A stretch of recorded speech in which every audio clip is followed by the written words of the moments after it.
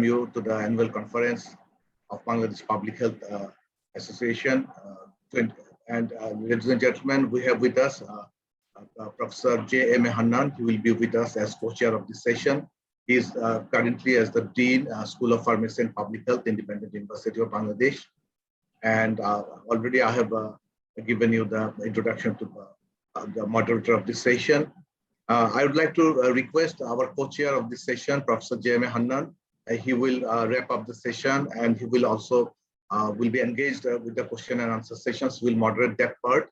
And with all these few words, I would like to request Professor Pradeep Kumar Sengupta to start the proceedings of the sessions. Thank you very much, ladies and gentlemen. Be with us during this session. Thank you very much. Over to you, Dr. Pradeep. Thank you, sir. Thank you, sir. Let me invite then the first presenter of today's session. Just I'm taking a little bit time, just a few minutes.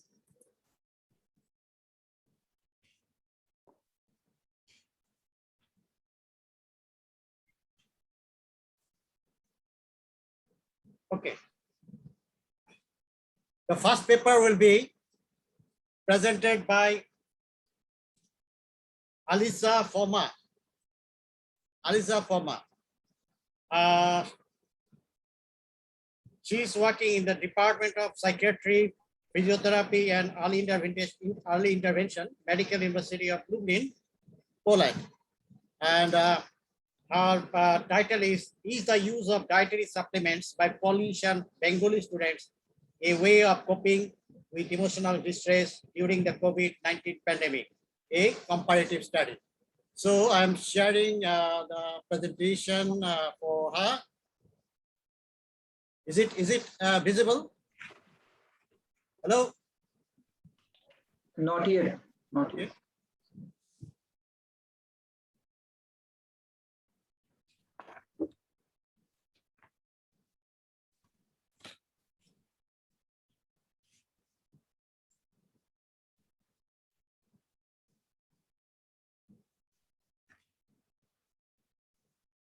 Can you see it now?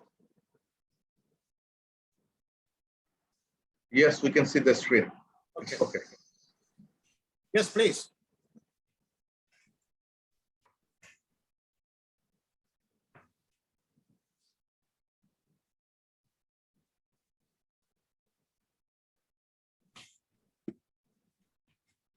I'm not quite sure whether she already joined or not. Let me check.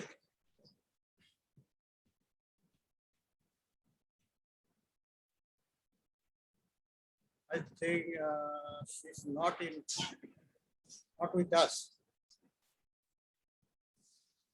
So what I'll do is, I think I'll invite now the second presenter.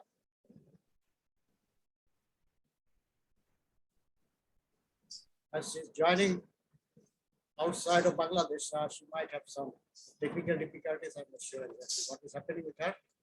Anyway, so our next presenter is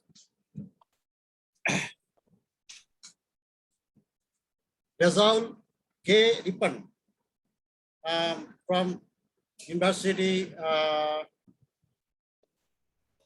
Public Health Informatics of Jahangirnagar University. The title of the paper is Determinants of Factors for HIV Prevention and Transmission, Knowledge Among the Bangladeshi Public, a Trend Analysis from the Bangladesh Demographic and Health Survey. So I'm going to share our presentation very soon.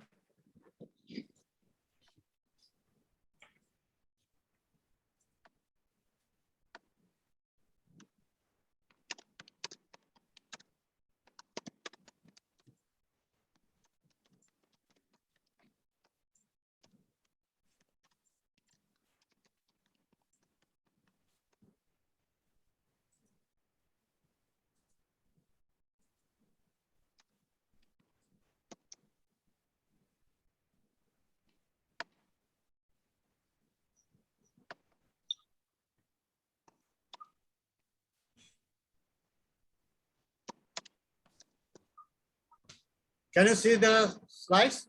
Yeah. This I can see it. Yes, please. You can start. So Hello. you will have total 8 minutes time. At the end of 6 minutes, I will just remind you to complete your presentation within next. Okay, thank you. Assalamu alaikum. This is Rajal Ripon, Department of Public Health and Informatics, Jahangir University. I would like to thank the conference committee to give me an opportunity to deliver my speech of my abstract. Here is my title: Determinant of Factor for HIV Prevention and Transmission Knowledge, the Bangladesh Public, a Trend Analysis from Bangladesh Demographic Health Survey. Here is my author list. Next slide. Next slide. And I'm Rajal Ripon, Department of Public Health, and now I presented my abstract background. The number of reported people with HIV and AIDS are increasing day by day. It has increased by more than 300% in 7 years, between 2007 to 2014, and 9,600 for 2015. This means the people also come to the hospital and they also tested for HIV on AIDS, and whatever they are positive or negative, but they also reported with HIV. This means the HIV reported cases also increasing day by day in Bangladesh. Next slide. The objective. The Bangladesh Demographic and Health Survey included the question of HIV and AIDS transmission and prevention methods related knowledge in 2007 to 2014 survey. But the 2018 annual report of Bangladesh Demographic Health Survey, they did not have any include. The study aimed to determine the factors of HIV prevention and transmission knowledge among the Bangladeshi public from 2014 to 2017 to 2014. Methods. We conducted a cross-sectional comparison study by collecting secondary data from 2007 to 2014 Bangladesh Demographic Health Survey on transmission and prevention methods knowledge of HIV and AIDS, which published on online. A total number of households covered by Bangladesh Demographic Health Survey in 2007, 2011, 2014 respectively 10,400, 17,141, 17,300. And a total 44,841 individuals are included in this study. Next slide. Results. Prevalence of HIV prevention methods knowledge was lower than its transmission. This means people also lower knowledge about their prevention methods knowledge. The mean value of HIV transmission knowledge status was minus 0.0013, which standard deviation was 0.987, almost 1.1 out of 2. And for 2011, this was minus 0.0014, and standard deviation was 0.998. And for 2014, minus 0.0018, which standard deviation was 1.1. And the mean value of HIV prevention methods knowledge status were minus 0.009, which standard deviation was 0.988. And for 2011, minus 0.0012, which standard deviation was 0.995. And for 2014, this was minus 0.0014, which standard deviation was 0.998 out of 2. This means thus the knowledge of HIV transmission and prevention methods knowledge mean status was lower in Bangladesh.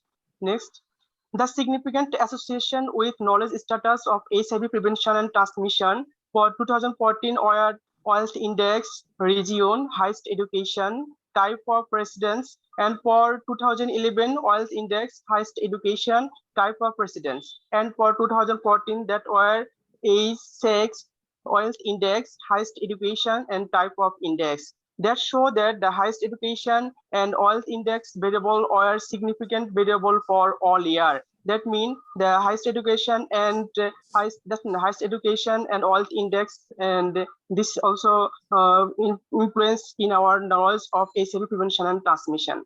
Recommendation: our study identified significant factor for which determinant the knowledge of HIV prevention and transmission. We emphasizes the need the government to include the questions matter of the concern the next demographic health survey, which will be carried out 2023. And the textbook education, sexual education should give more importance. That's all about my presentation, and I would thanks all to hear my presentation. Thank you, Rajal, for your nice presentation, and you could finish your presentation in time. Now I am going to invite the next presenter, Dr. Sushil Rayamaji from Sawakon International Hospital, Kathmandu, Nepal. The topic of his presentation is side effects of vaccination against SARS-CoV-2 with two commonly used vaccine. One is AstraZeneca, another is vaccine that's developed from Chinese authority among the health workforce of Nepal. I'm shortly going to share the screen. Dr. Sushil, please, just within a few minutes, I'm going to share the screen.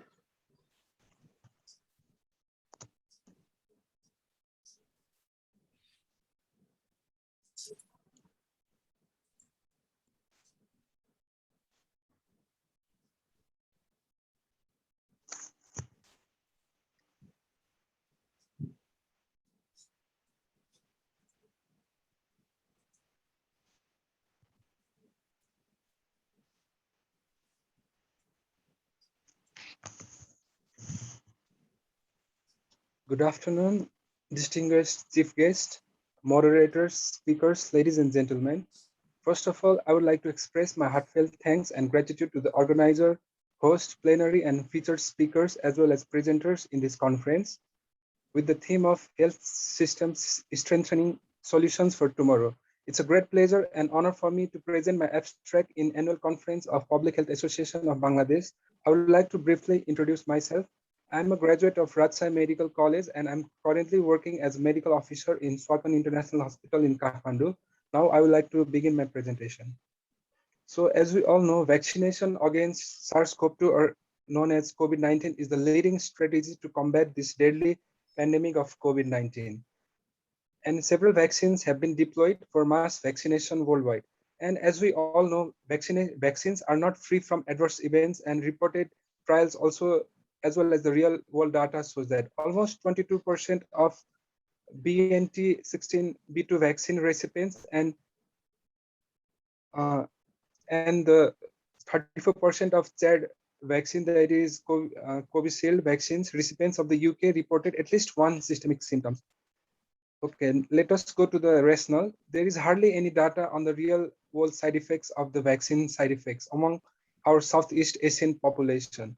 And reports on vaccine side effects from our own community could help people make confident about the vaccine. And health professionals can be a suitable group for reporting the side effects of vaccination due to their professional knowledge and trust in the population. Next slide, please.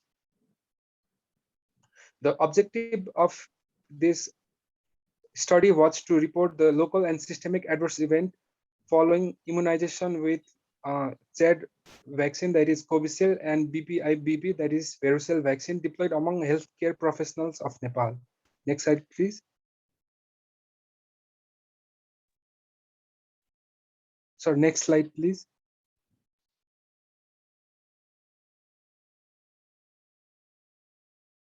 Okay, the study was done among 606 vaccinated healthcare workers of Kathmandu, Nepal. The study was cross-sectional study and done from June 15 to June 30 this year. And the data collection method was self-administered online survey, and multiple binary logistic regression method were used to predict the adverse event according to the vaccine types and the doses after adjusting for age, sex, comorbidity, and previous SARS-CoV-2 infection. Okay, let us go towards our results. And we collected data which included 52% female and 48% male. Next slide, please.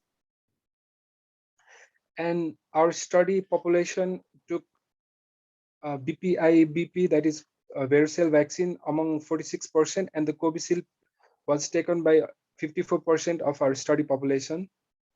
And 41% of the participants took single dose of the vaccine, whereas 59% of the participants took double dose of the vaccine. Okay, let's go to the local side effects. The first one, that is the Covishield vaccine. As we see, during the first dose, 62 participants reported adverse effect, whereas 43 participants felt the local adverse effects after the second dose of Covishield. And in Verocell, 43 people reported the side effects, local side effects, and 36 people experienced local side effects during their second dose. Next slide, please. And the systemic side effects that occurs after vaccination. In Covishield, 62 people reported systemic adverse events after the first dose, whereas 49 people reported adverse events after the second dose. Whereas in case of Verocell, 43 people reported adverse events after the first dose, whereas 36 people experienced the adverse effects after the second dose. Next slide, please.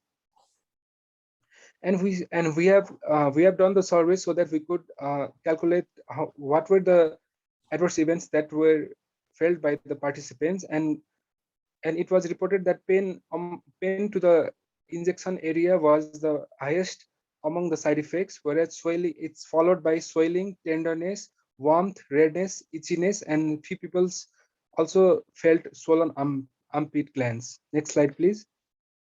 And looking at our adverse effect among the systemic adverse effect, fatigue was experienced among the highest, that is 43.9% of people experienced fatigue after the vaccination, followed by headache, fever, myalgia, chills and shivering, nausea, diarrhea, and arthralgia. Okay, now we come to the results. Logistic model demonstrated that the risks of both local and systemic adverse events were high among the Covishield vaccine compared to that of Verocell vaccine. And this slide shows the comparison of the local adverse events following the first dose and after the second dose. And as we can see that the adverse events were not so high during the first dose as compared to the second dose. Next slide, please. Okay, and we did another simple survey during this data collection, that was to determine the post-vaccination infection rate. And among our 606 participants, around 61% they reported post-vaccination side effect, post-vaccination infection. That is 52% were 52 people reported after the first dose of vaccination. Sushil, you have only 2 minutes left. After the second dose of vaccination. 2 minutes left. Yes, sir. And this is a simple graph showing the infection after the vaccination. Next slide, please. Okay, now we come to the conclusions, and as we can see, most of the healthcare workers experienced only mild and constitutional symptoms after vaccination. Adverse events of both vaccines deployed in Nepal, that is mostly Covishield and Verocell, are mostly constitutional symptoms like injection site pain, tenderness, headache, fatigue, and mild in severity. Life-threatening adverse events such as life-threatening adverse events were really low following immunization, such as prophylaxis, were very rare. Next slide, please. Okay, the Covishield vaccine recipients reported slightly higher adverse events compared to that of Verocell vaccine recipients, and I think these findings should be disseminated among people to make them confident in their vaccine uptake and reduce vaccine hesitancy in general. Thank you so much. Thank you, Dr. Shashil, for your nice presentation. I think you also completed your presentation in time. Now let me invite our next presenter, Mohammad Mesbauddin from the University of Jahangirnagar, Department of Public Health and Informatics. And his title is Food Adulterations and Raw Food Washing Process during COVID-19 period among semi-urban population in Bangladesh. It's a CAPS-based study, knowledge, attitude, and practice-based studies. Mesbauddin, you can start. Is the slide visible? Yeah. Okay, thank you. Thank you, sir. Yes, sir. Good morning, everybody. Assalamu alaikum. At first, I would like to introduce myself. This is Md Mesbauddin from Department of Public Health and Informatics at Jahangirnagar University. Today, the topic of my presentation is food adulteration and raw food washing process during COVID-19 period among semi-urban population, knowledge, attitude, and practice. So before starting my presentation, I would like to thank our Public Health Association of Bangladesh for giving me an opportunity to present at this platform. Now I'm going to start. Please next move on my next slide. Nazma, could you please speak a little bit loudly? Yes. Yes, sir. So as a human being, we know that the basic fundamental thing of our life is food, and without food, no one can sustain in the world. To keep our body healthy and functional, there is no alternative of safe food. So it is very important to ensure safe food for all. Anyway, I'm going to focus on the four major points. Nowadays, food adulteration has become a major public health issue in Bangladesh. And secondly, adulteration with food is not only cheated the consumer but also cause serious health problems.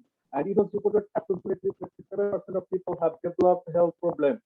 And finally, it was reported that 45% of people are suffering from food disease and around the year in Bangladesh. Next slide, please. So as I said at the beginning, it's very important to ensure safe food for all. But the thing is, when we start our daily commodities from our neighbor market, do we ever think about our food quality and the marketplace quality, which food they provide? And in this COVID-19 period, how is concerned about our raw food washing process? And the basis of this statement, the general objective is to practice the knowledge, attitude, and practice about food adulteration and raw food washing process during COVID-19 period. And the specific objectives are to identify. Sir, back slide, please. The concept about food adulteration, to assess the raw food washing practice during COVID-19, to observe awareness about food adulteration, and finally to find out the limitation of the knowledge. Next slide, please.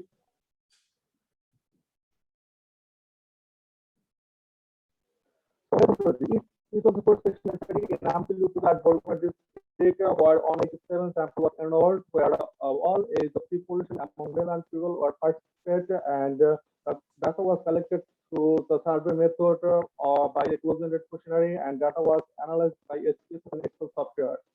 Next slide, please.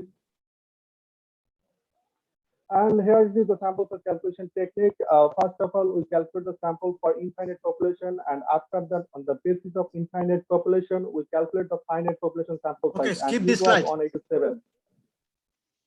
Next slide. Next slide, please. So I'm going to start by result part. On the table, you can see that the 60.1% respondent have knew the term the food adulteration, where male and female are almost same percentages. On the other hand, who don't know about food adulteration, the female percentage is more than male. And who know about food adulteration, where 41% respondents think food adulteration means mix some harmful products that are injurious for our health, and 38% respondents think mixing formalin in food, as well as 45.1% respondents think the common adulterate that due to food adulteration is formalin. And overall, the table and the below row, we can see that who know about food adulteration, their education status is very high, and who don't know about food adulteration, their education status is very low. So we can say that the education is most one of the influencing factors. Next slide, please. You can see those column diagram about college analysis. You can see that the left chart, 78% respondents think adulterated food is bad for our health, and the right chart indicates that most of the respondents think the health problem due to adulterated food, majorly allergy, heart problem, kidney problem, and minorly vomiting, low motion, diarrhea, stomach pain, etc. Next slide, please. Now I am going to discuss practice analysis. So here we can see that 66% respondents passed their daily commodities from local market, and the most surprising fact is the 44% respondent and even known and 30 know the concept about and 35% respondent never known how to be about public place. That means whose food they provide, how they treat the raw food, their water source, and overall environment system, etc. Next slide, please. And have a look on the two column diagram. You can see that the raw food washing process during COVID-19 period, and you can see that most of the respondents use water still now, but the surprising fact is the use of vinegar, soap, and salt is increasing in this pandemic. So we can see that you can say that the that people are more concerned about the raw food washing process during this pandemic. And the right chart illustrates that the proposed solution and most of the respondents think to reduce and control food allocation, increasing awareness and following strict law is more preferable, but as well as creating local meeting and providing health education will be more effective. Next slide, please. So, to reduce food adulteration and create awareness among the population, I would like to recommend this this point. There are health program for awareness poster, which is visible for all. It creates concern among the people. Wallet, how to say that means cartoon or pictorial something, the cause and effect of food adulteration. Then provide the health education through ongoing program. We can also know that there are many programs in our community level are ongoing, so we can add any program of food adulteration beside this. And finally, roadside digital display for advertising. In Dhaka City, you can see there are numerous digital display for provide numerous knowledge of current issues. So we can use also this digital display because it's a audio visual method for giving health education perfectly. Next slide, please. To conclude, I'd like to say that though Bangladesh government has enacted the Food Safety Act 2013, but consumer awareness is one of the most important steps toward reduce adulteration of food and ensure food safety. The mass awareness is the most important issue at this moment, especially the awareness of low-income communities and low-educated communities. And finally, introduce finance bill that will help reduce adulteration. Next slide, please.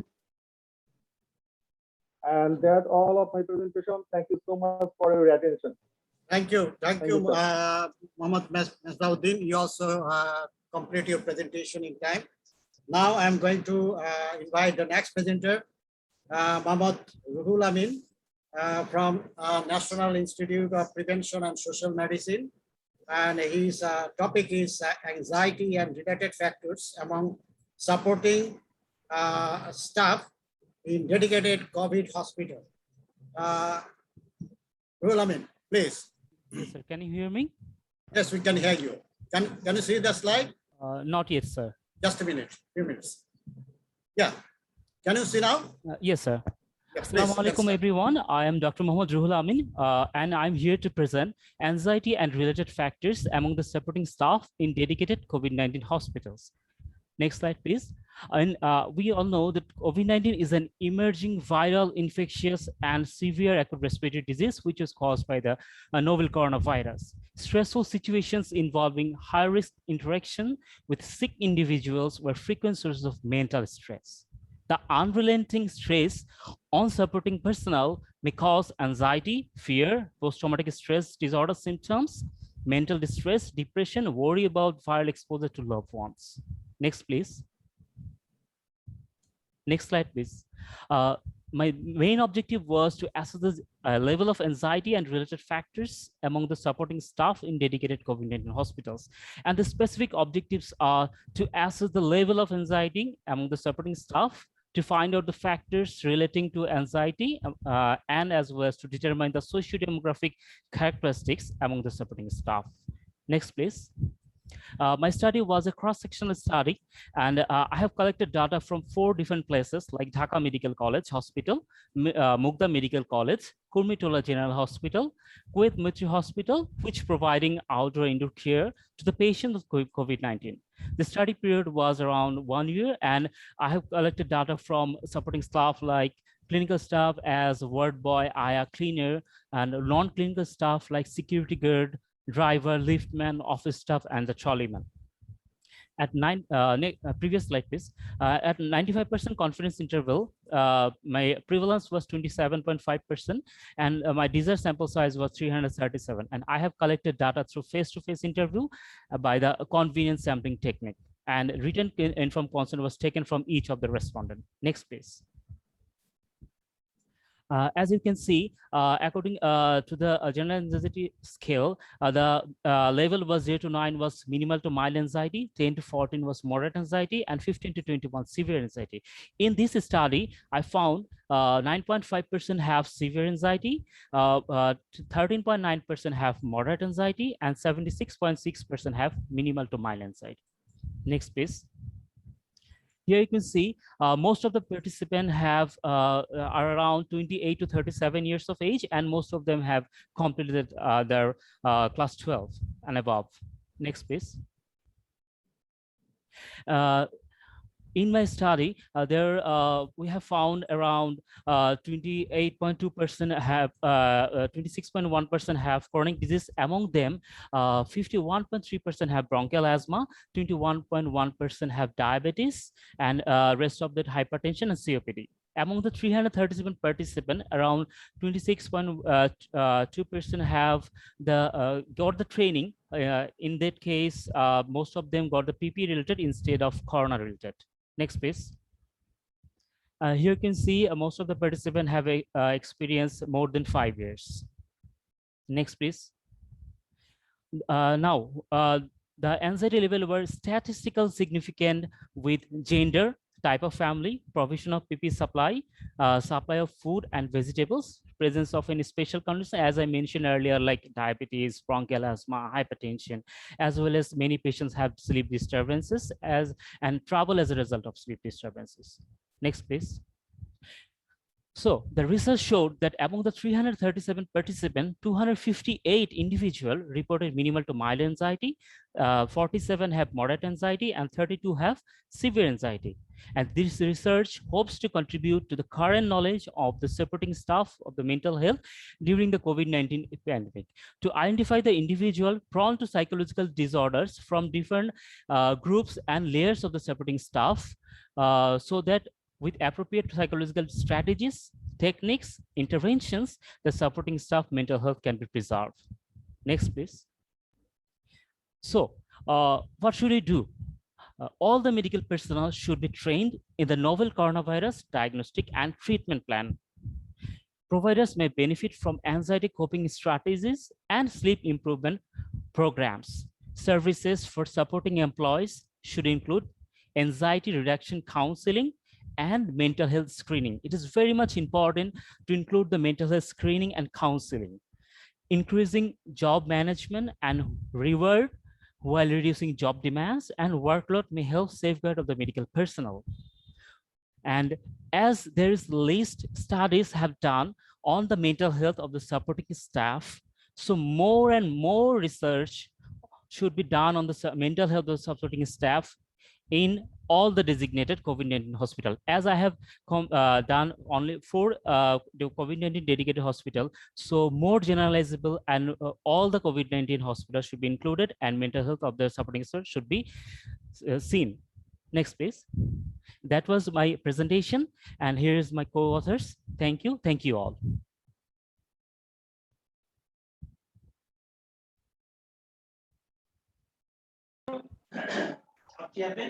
Unmute করেন sir, unmute করেন প্রদীপ sir. Thank you for your nice presentation, Ruhul Amin. Now I'm going to invite Suchita Rahman. Suchita Rahman, and she is working as a manager, Ministry M&E and Research, Health and Nutrition and Population Program of BRAC. Oh, sorry. And the title is maternal factor associated with the coverage gaps of pentavalent vaccine doses among Bangladeshi children. Suchita Rahman, yes, you can start your presentation. Yeah, please. Can you see the? Not yet, sir. Just a minute. Yeah, thank you, sir.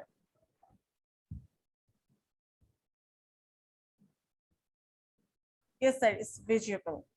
Okay, you can start. Thank you very much. Thank you, distinguished guests, chair, co-chair, and audience. Thank you very much for giving me the opportunity to presenting my abstracts on material factors associated with the coverage gaps of pentavalent vaccine among Bangladeshi children. I'm Suchita Rahman, working as manager M&E and Research, Healthy Women, Healthy Families project at BRAC's Health, Nutrition, and Population Program. Next slide, please. This study is based on my MPH thesis work. This study has conducted for the MPH thesis course at Independent University of Bangladesh, IOB, for the session of autumn 2020 under the supervision of Professor Mahbub Latif, PhD, Institute of Statistical Research and Training Center, Dhaka University, Bangladesh. Next slide, please. The study background. Achieving immunization through vaccination is an integral part of strengthening a country's health system, and it's played a pivotal role to improve health care of the population. Also a vital element of UN SDGs, which contain preventable deaths among young childs, reducing under 5 mortality, and ensure administration to all vaccine for all. Vaccine is considered to be a life-saving method for many decades. It plays a significant role in the war against the disease like diphtheria, tetanus, hepatitis, pertussis, and HIV disease. Pentavalent is 5-in-1 vaccine, is a combined vaccine with 5 individual vaccine content into one vaccine. In Bangladesh, pentavalent is introduced in EPI vaccination program since 2006, and the objective is to save children who are under 6 months of age from diphtheria, tetanus, pertussis, which is whooping cough, hepatitis B, and Haemophilus influenza type B. Pentavalent vaccine coverage in Bangladesh was significant rate is in the WHO Southeast Asia region for several antigens are increase antigens, and the coverage reduced rapidly over the decades. In the EPI still shows despite through the coverage gap has reduced over the year, but the gap is undeserved in the same vaccination schedule. Next slide, please. Okay. The objectives of the study is determine the factors associated with the coverage gap of pentavalent vaccine among Bangladeshi children, assess the awareness level of mother to giving vaccination for the children, and the identify the gap the receiving pentavalent vaccine in equitable basis among the mother who have more than one children in the family. Next slide, please. The method and the material. A secondary data set was analyzed for the study, sourced from Bangladesh Demographic Health Survey, BDHS 2017. Multivariable logistic regression model were used to analyze and examine the influence of socio-demographic factor and other related variable on equitable vaccination. Statistical software R was used to analyze the data set, and a total of 5,049 samples are analyzed as a sample size. Next slide, please. Okay, so now I'm showing the results. Here is a table of estimate models, parameters, and corresponding p-value, odds ratio, and 95% confidence interval of children and mother related variable considering the logistic regression model. I'm explaining the results in next slides. So next slide, please. Thank you. The study results, what I found that the first child is more likely, about 65%, to complete 3 doses of pentavalent vaccine than the child of other birth order, where completion rate decreased for second child is 35% and third child is 55%. Mothers are more sincere in completing the entire course of pentavalent vaccine for her first child. The odds are 0.650 compared to her second child, where the odds are 0.456, and third or more child is the odds of 0.9. And the next result, I found that mother who has education for secondary level is more aware. This is about 1.9 times to complete the vaccination for her children compared to the mother who doesn't have any education. Then working mothers are 1.5 times more likely to administer the vaccine to their children than non-working mother. Next slide, please. Ruchita, you have only 2 minutes time left. Yeah, thank you, sir. So the next, the results are mothers exposed in media outlets are more likely to give their child all 3 doses than non-exposed. And the children is getting vaccination is 1.23 times more than the mother receiving antenatal care during pregnancy, 4+ visits, than who are devoid of it. The odds is 1.23. The study found the overall significant gap is around 19.8%. Next slide, please. Future success is increasing in all vaccination coverage will require improvement of healthcare access to reach the poor and unserved people. The success of vaccination program would be also benefit from mothers having greater autonomy to making healthcare decision of their children and themselves. So the recommendation based on my studies, what we found, mother and caregivers should ensure equitable access to vaccine for all their children. Then the awareness among the mother who are not educated needs to be increased consistently on a target basis. The non-working mother need more motivated and follow through IPC session and health worker to get vaccine for their children in timely manner. And last one is emphasis on the importance of timely vaccination during seeking ANC and PNC visits by the healthcare provider. Next slide, please. Thank you very much. Thank you. This all from me. Thank you very much for giving me the opportunity. Thank you. Thank you, Suchita Rahman, for your timely finished your presentation. And we have two more presenters, but I could not find the in the participants list. But even though I'm inviting, if he's there, Mohammad Habibur Rahman from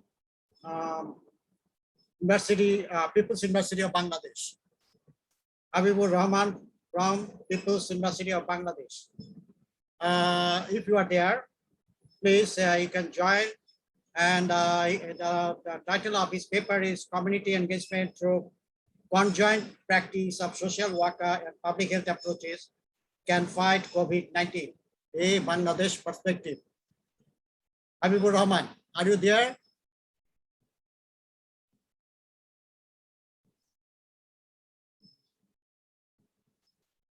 Sorry, I think he's not here. And our first presenter, I'm also announcing her name, Aliza Forma from Department of Psychiatry, Psychotherapy and Early Intervention, Medical University of Lublin, Poland. I think both of them are absent, though they sent us their presentation.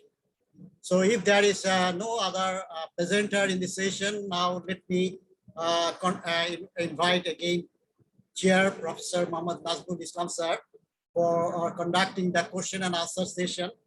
But I checked the chat box. Unfortunately, I could not find any question, any specific question from any attendees of the session. Even though if someone wants to ask any question, you can unmute your microphone and ask the question, but we cannot provide much time today because of the Friday and the Zoom prayer day. So Professor Nazmul Islam sir, it's you, sir. Thank you, Professor Pradeep, for giving me the floor. Beautiful presentations by different speakers. We missed some of the presentations, possibly due to internet connection or something else. I would like to request Professor J.M. Hannan to summarize all the presentations and give his valuable comments. Over to you, Professor Hannan.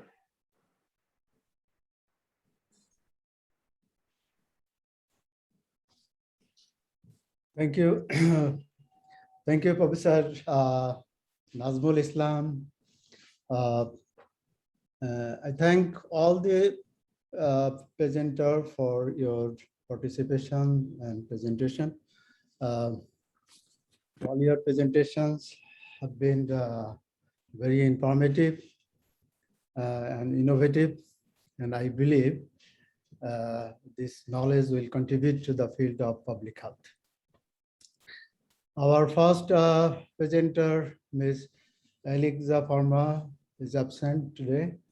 So our second presenter, Mr. Ripon, he has identified the factors of HIV prevention and transmission knowledge among Bangladeshi population. And the findings have demonstrated that the highest level of education and wealth index are significant variables in determining the transmission and prevention knowledge. Then third presenter, Dr. Sushil, he has investigated the side effects of vaccinations from Oxford AstraZeneca and Sinopharm vaccines among the health worker of Nepal. And his studies revealed that most of the healthcare workers experienced mild symptoms after vaccination and reported systemic side effects such as fatigue, headache, fever, and pain, swelling, tenderness at the injection site as local side effects. Fourth presenter, Mr. Mesbauddin, he has investigated to identify and assess the knowledge, attitude, practice about food adulteration and raw food washing practice during COVID-19 period among the general population in Bangladesh. The findings demonstrated that the consumer awareness is one of the most important steps towards reducing the adulteration of foods. And author also recommended that mass awareness among low-income communities need to be increased in Bangladesh. Then our other Mr. Ruhul Amin assessed the level of anxiety and related factors among supporting staff in a dedicated COVID-19 hospital. His findings concluded that a high percentage of staff was found to have anxiety, which is very alarming. Then the last presenter is Rahman, aimed to determine the factors associated with the coverage gap of pentavalent vaccines among Bangladeshi children.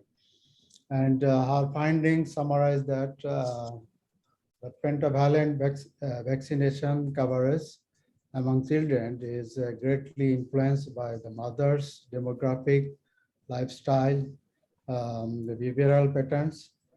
And thus her study recommends that the awareness should be emphasis on the educating mothers about the vaccination programs.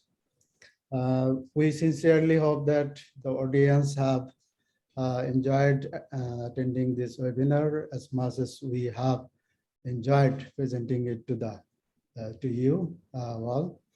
I would like to take the opportunity to thank organizer for organizing such an important webinar, as well as for inviting me as the co-chair of this scientific session. Thank you, dear audience, for your valuable time and your patience. Thank you.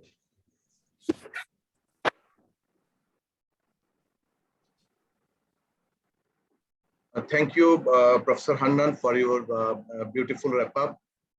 We are almost at the end of this session. We all know, for most of the people around the world today, that the recent COVID-19 pandemic is a symbol of how fragile and unpredictable our lives can be in an unusual state of affairs. Deadly virus, which has changed the way in which most of us live, work, or perform our daily basic activities or functions, is continuous to increase. It's grasped at an alarming rate, with the impact being felt at the multiple levels, resulting in economic slowdown, business disruption, trade hindrances, travel obstruction, public seclusion, and so on. And this pandemic has come to show us that money and material things are not as important as human life, and caring for each other in times of need. It has shown how much greatness can come from working together, and what it can do for a nation and community just by extending helping hands where it is needed and wanted. Many countries nowadays are reopening their workplaces, schools, universities, colleges, social gatherings, and they are striving to adapt their economics activities and resume international travel. Some of the countries are attempting to suppress transmission of this pandemic by again restricting businesses, industries, schools, while hoping for future vaccines or some sort of treatments. The Strategic and Technical Advisory Group for Infectious Hazards, the independent advisory group to the World Health Organization Health Emergency Program. They have reviewed information from countries around the world and has concluded that most sound approach on the basis of current understanding is to deploy long-term strategies with a focus on preventing amplification of transmission, protecting those most at risk of severe illness, and supporting research to better understanding the virus, the disease, and the people's response to them. This means that until a vaccine is widely available, even we are open for business, we still need to take precautions so that we are safe, we don't catch or spread COVID-19. It is for our safety and the safety of the others, and it has to be continued to follow all safety guidelines as already described by World Health Organization and different countries of the world. And also preparedness is the key to address this sort of public health crisis. COVID-19 has already changed life as we know it. So therefore, if we want to survive, if we want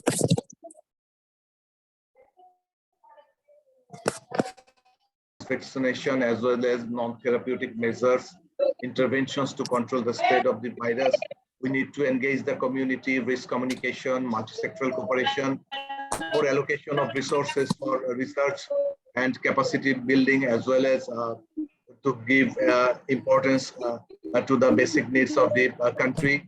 We can significantly improve this pandemic situation.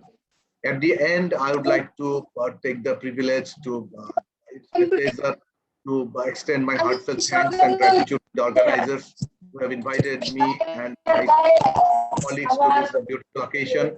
And until and unless we defeat the COVID pandemic, we need to stay safe, we need to stay alert, and we need to engage all our family members and community so that together we can win over this situation. Thank you very much for being with us. I would like to again thank you, the respected participants, speakers, honorable co-chair, and moderator of these sessions. Thank you very much. With these words, I would like to conclude this session. Thank you again. Allah Hafiz. Thank you very much, sir. Thank you. Thank you, Chair and co-chair, and all presenters and guests for your time and your presence in this gathering. And I think all of we actually benefited somehow in terms of our present knowledge. And also we have heard a lot of information regarding the COVID from the final talk of our chair. We are about to finish our session. The parallel session C and D will start at 3. So please, you can join at 3 for consecutive parallel session C and D. Thank you very much again, sir, for your time and presence. Have a good day. Thank you very much.